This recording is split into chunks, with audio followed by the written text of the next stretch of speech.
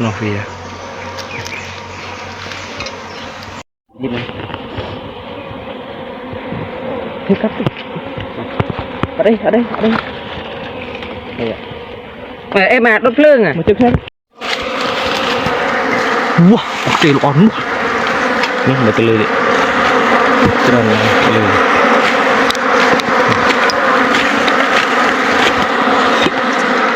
coy cuốn ép lại cục tự cho mà cắt lưng thế này ở phía cắt lưng đây với em protein cuốn trơn này cắt lưng tiếp nó quay nhau buồn vậy đi tầm tự đi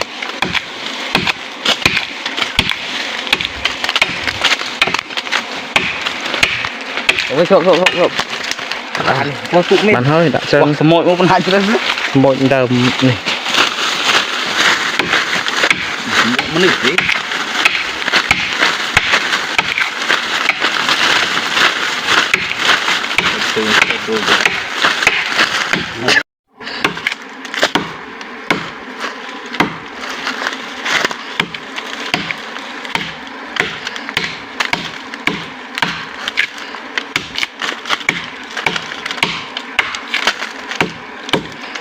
mình cái nào mất rồi plum bắt đi ăn lính